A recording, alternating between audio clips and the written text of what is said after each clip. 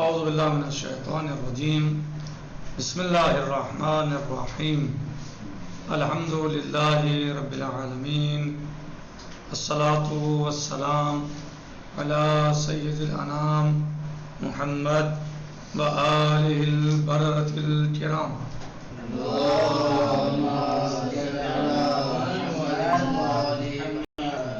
عجل فرجہم۔ ہماری گفتگو اور بحث کتاب اصول دین میں چل رہی تھی کہ اگر ہم کائنات کے نظام کو دیکھیں اور اس پر غور کریں تو ہمیں اس میں اللہ کی قدرت اور اللہ کی طاقت کا اندازہ ہوگا اور معلوم ہوگا کہ اللہ کس قدر قادر اور مختار ہے۔ تو مثال دی تھی کہ انہوں نے گزشتہ درس میں صاحب کتاب نے کہ ایک سرسوں کے دانے کے برابر آنٹ کے تل کو بنایا ہے اللہ سبحانہ و تعالیٰ نے، لیکن جو آنٹ کا تل ہوتا ہے وہ ایک سرسوں کے دانے کے برابر ہے، چھوٹا سا ہے، لیکن اس کے باوجود مختلف رنگوں اور لمبائی، چوڑائی، گہرائی، سفیدی، سیاہی کو ایک آنے واحد میں فرق کر دیتی ہے۔ یعنی چھوٹی سی آنٹ کا تل ہے، آنٹ میں تل چھوٹا سا ہوتا ہے اور کتنے بڑے بڑے اس میں جو ہے وہ جگہیں سما جاتی ہیں اور ان میں فرق کر دیتا ہے، یہ کالا ہے، یہ سفید ہے، یہ ہرا ہے، یہ نیلا ہے، یہ پیلا ہے، یہ لمبا ہے، یہ بڑا ہے، یہ چھوٹا ہے، مثلا سب چیزوں کو بتا دیتی ہے۔ روشنی اور نور کی زیادتی کو سیاہ رنگ کی پلکیں کم زیادہ کر دیتی ہیں جو پلکیں آنکھوں پہ لگی ہوئی ہیں۔ آنکھ اور منہ کے پانی میں فرق، آنکھ کے آنسو کا مزہ نمکین، منہ کے پانی کا مزہ میٹھا ہوتا ہے۔ یعنی کیسے جو ہے اللہ عز و جل نے، جبکہ ان دونوں کا مرکز ایک ہی ہے، یعنی منہ کا پانی ہے یا آنکھ کا پانی ہے، ان کا مرکز ایک ہی ہے، لیکن جو پانی آنکھ سے آ رہا ہے وہ نمکین ہے اور جو پانی منہ میں ہے وہ پانی میٹھا ہے۔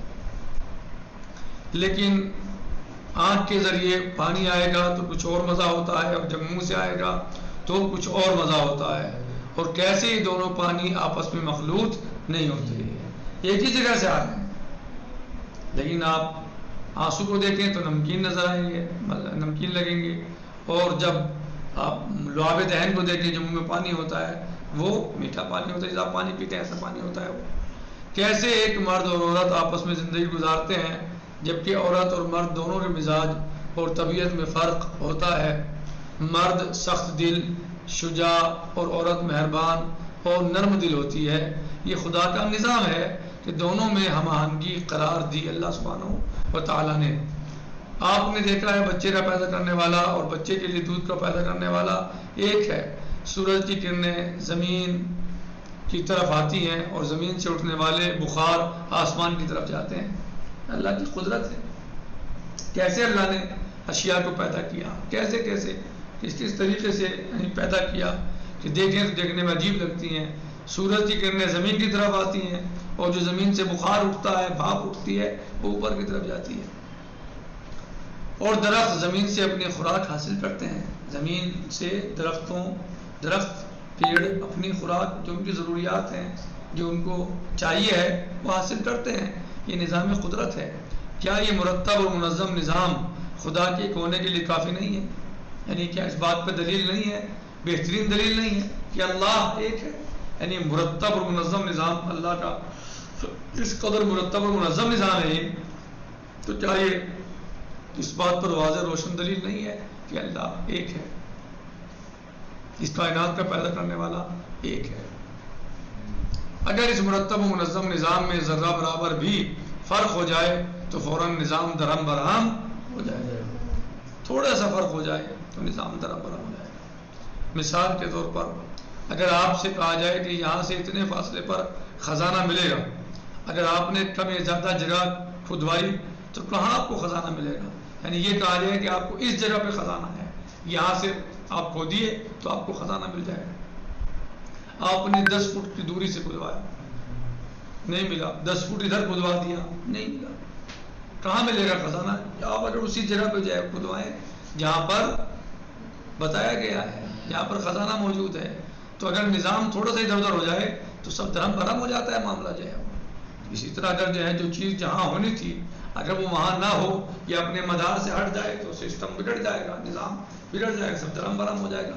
لیکن اللہ سبحانہ و تعالیٰ نے ہر چیز کو اس کے اعتبار سے اور اس کی مناسبت کے اعتبار سے مقدار میں پیدا کیا ہے، مقدار میں بنایا ہے. ایسا نہیں کہ بس ایسے ہی بنا دیا. جتنی جس کی حاجت تھی، جہاں حاجت تھی، جس وقت حاجت تھی، اس کو اسی اعتبار سے بنایا ہے. ورنہ تھوڑا بھی ادھر ہونے سے نظام گڑبڑا جاتا ہے، ہدف ختم ہو جاتا ہے، مقصد فوت ہو جاتا ہے. جیسے کہ بھی آپ نے مثال پڑھی سنی کہ خزانہ اگر آپ کو بتایا جائے کہ یہاں ہے، اس سے 2 میٹر ادھر کر دیجیے، ختم. مل جائے گا خزانہ؟ آپ ادھر کر دیجیے، نہیں ملے گا، آپ کو وہیں رکھنا ہے. صحیح. تو کہاں آپ کو خزانہ ملے گا؟ یا پھر فون نمبروں میں کمی ذاتی پر فون ملا سکتے ہیں آپ. یعنی مثال آج کے لیے بہت آسان ہے سمجھنے کے لیے. آپ کو بات کرنی ہے کسی سے، آپ کے پاس اس کا نمبر سیو ہے، آپ نے ایک نمبر ادھر ادھر کر دیا، 10 نمبروں میں سے ایک نمبر کم یا زیادہ کر دیا. صحیح. یا زیادہ کم بھی نہیں کیا، پورے 10 ہیں، 9 کی جگہ آپ نے 8 لگا دیا. صحیح. نمبر تھا 9، آپ نے 8 ڈائل اس میں لکھ دیا. کہاں جائے گا فون؟ اس کے پاس جائے گا جہاں آپ کرنا چاہتے ہیں، کسی اور کے پاس جائے گا، کسی اور کے پاس چلا جائے گا. تو کیسے نظام جو ہے یعنی بگڑ جاتا ہے ذرا سے ادھر ادھر ہونے سے. اس کا مطلب یہ ہے کہ اللہ سبحانہ و تعالیٰ نے جو کائنات پیدا کی ہے، جو دنیا بنائی ہے، جو اشیاء بنائی ہیں، چاند سورج زمین آسمان، یہ سب چیزیں جو بنائی ہیں، جتنی جس کو ضرورت تھی، جہاں ضرورت تھی، جس وقت ضرورت تھی، اس کو اسی وقت جو ہے وہ اتنی ہی مقدار میں عطا کیا ہے اور بنایا ہے اسی اعتبار سے. فون نمبروں میں کمی زیادتی پر فون ملا سکتے ہیں؟ ہرگز نہیں. بس یہ تمام نظام ایک کے ہی چلانے والے پر دلالت کرتا ہے، اور وہی چلانے والا اس کا کون ہے؟ خدا ہے، اور وہ ایک ہے. یعنی آپ ایک نمبر بدل دیں تھوڑا سا تو آپ کا فون کہیں اور چلا جائے گا. آپ 2 میٹر یا 1 میٹر کا فاصلہ دے دیں تو آپ کو خزانہ نہیں ملے گا. تو اگر نظام کائنات بھی اپنی جگہ پر صحیح معین نہ ہوتا، ٹھیک جگہ پر نہ ہوتا، یہ جو چیز جہاں ہونی تھی وہاں پر نہ ہوتی، تو کیا پھر نظام چلتا؟ اور اگر اس کا پیدا کرنے والا الگ ہوتا، چاند کا پیدا کرنے والا الگ ہوتا، سورج کا بنانے والا الگ ہوتا، زمین کا پیدا کرنے والا الگ ہوتا، تو الگ الگ سب کی رائے ہوتی، سب کے اہداف الگ ہوتے، سب کے طریقے الگ ہوتے. پتہ چلا ایک نے چاند بنا دیا، دوسرے نے سورج بنا دیا، تیسرے نے زمین بنا دی، ایسے بنا دیا کہ آپس میں ٹکرا جائیں. اسے پتہ نہیں یہ چاند بھی بن چکا، دوسرے کو پتہ نہیں یہ سورج بن چکا، تیسرے کو پتہ نہیں زمین بھی ہے مثلا کوئی چیز. صحیح. تو یہ کیا ہوتا؟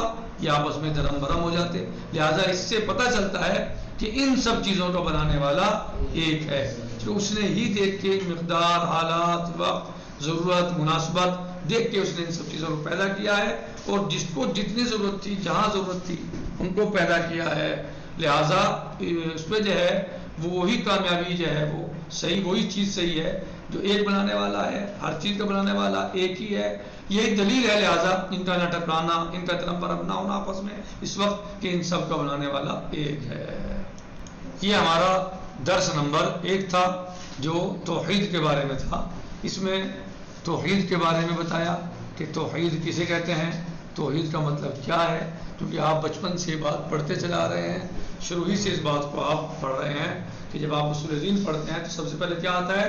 توحید. اول توحید، دوسرے عدل، تیسرے نبوت، چوتھے امامت، پانچویں قیامت. تو اب یہ آپ کو اس میں بتایا گیا کہ توحید کا مطلب کیا ہے، توحید کسے کہتے ہیں، توحید کہاں کہاں ضروری ہے، کتنی قسمیں اس کی ہو سکتی ہیں. صحیح ہے. توحید فی الخالقیت مثلا ابھی آپ کو پورا بیان کیا کہ یعنی اب توحید جو ہے وہ یعنی افعال میں مثلا توحید، خالقیت میں توحید.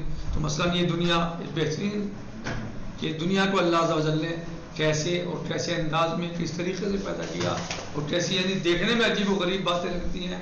یہ اللہ سبحانہ وتعالیٰ نے کو کیسے کہ ایک انسان کی آنکھ سے پانی آئے تو اس کا پانی کا ذائقہ مثلا نمکین ہے، منہ میں وہ پانی ہے تو میٹھا ہے، یعنی جیسا لابطین جسے کہتے ہیں. صحیح ہے. تو لیکن جبکہ ان کا مرکز ایک ہی ہے، ان کو تو ایک جیسا ہونا چاہیے تھا سب کو، لیکن نہیں.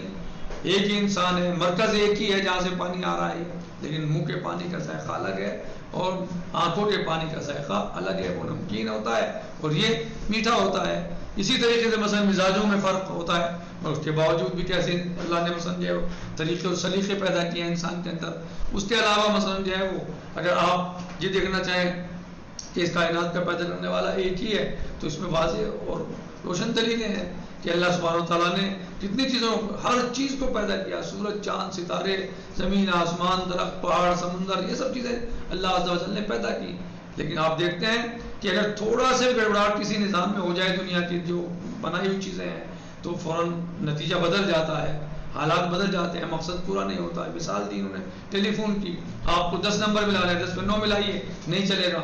آپ کو مثلا جو ہے وہ جو نمبر لکھے گئے بتائے گئے ہیں کہ اس کا فلاں کا فون نمبر یہ ہے، اگر اس میں آپ ایک نمبر کی کمی زیادتی کر دیں تو نہیں چلے گا، ایک نمبر آگے پیچھے کر دیں تو نہیں چلے گا، ایک نمبر جو ہے وہ 7 کی جگہ 8 کر دیں تو نہیں چلے گا. یعنی سب یہ تو اسی طریقے سے آپ کو خزانہ کوئی بتائے مثلا جو ہے کہ فلاں جگہ پر ہے، اس سے آپ 1 میٹر یا آدھا میٹر کی دوری پر کھودیں گے زمین تو آپ کو خزانہ وہاں نہیں ملے گا. تو پھر یہ اس سے اندازہ ہوتا ہے کہ یہ پوری دنیا اور پوری کائنات ایک طریقے پر چل رہی ہے، بالکل سیٹ ہے، کوئی پریشانی نہیں ہے. زمین اپنے طریقے سے ہے تو سورج اپنے طریقے سے ہے، تو چاند اپنے طریقے سے، ستارے اپنے اعتبار سے. تو اس کا مطلب یہ ہے کہ ان سب کا بنانے والا خالق ان سب کا ایک ہے، جس نے پوری حکمت اور پوری مصلحت کے اعتبار سے ان کو خلق کیا ہے، اور اس کو اس پورے سسٹم کا علم ہے اور پتہ ہے کہ کس چیز کو کہاں رکھنی ہے، کس چیز کی کہاں ضرورت ہے، کون سی چیز کب کام آنے والی ہے. تو اسی اعتبار سے اللہ سبحانہ و تعالیٰ نے ہر چیز کو وقت یعنی زمان اور مکان اور مقدار کے اعتبار سے پیدا کیا ہے. جس کی جب ضرورت ہے اس وقت، جہاں ضرورت ہے اس جگہ، اور جتنی ضرورت ہے اس کے اعتبار سے اس کو خلق کیا یا پیدا کیا یا اس کی یعنی چیز کی ضرورت کو پورا کیا تاکہ وجود میں آ سکے اور وہ صحیح اپنے طریقے پر چل سکے. یہی وجہ ہے کہ سورج بھی ہے، چاند بھی ہے، زمین آسمان سب ہیں، لیکن سب اپنے اپنے مدار پر ہیں، سب اپنے اپنے مدار پر ہیں. یعنی آپ کا ایک نمبر ادھر ادھر ہو جائے تو آپ کا فون نہیں ملے گا. تو یہ پوری کائنات صحیح سسٹم پہ چلنا، پورا فائدہ پہنچانا اس کا انسانیت کو، مثلا یہ انسانیت کے لیے مفید ہونا، اس بات کی دلیل ہے کہ اس کا پیدا کرنے والا خالق جو ہے وہ حکیم ہے، وہ قادر ہے، وہ مختار ہے، وہ مالک ہے اور ایک ہے. کیونکہ الگ الگ پیدا کرنے والے ہوتے ہیں تو اپنے اپنے اعتبار سے پیدا کرتے. صحیح ہے، ممکن تھا کہ یہ نظام ایسے نہیں چلتا، درم برہم ہو جاتا. لیکن چونکہ پیدا کرنے والا ایک ہی ہے، ایک ہی نے ان سب کو بنایا ہے، ایک ہی نے ان سب کو خلق کیا ہے، تو اسے پتا ہے کس کو کہاں بنانا ہے، کیسے بنانا ہے، کہ مثلا کس وقت بنانا ہے، کیسے چلانا ہے. تو لہٰذا یہ اس بات کی واضح روشن دلیل ہے کہ اس پوری کائنات کا خلق کرنے والا ایک ہے اور وہ اللہ عز و جل ہے. صحیح، لہٰذا یہ اس کے وجود پر، اس کی وحدانیت پر بہترین دلیلیں ہیں. والحمدللہ رب العالمین، والسلام علیکم ورحمۃ اللہ وبرکاتہ. فی امان اللہ، خدا حافظ.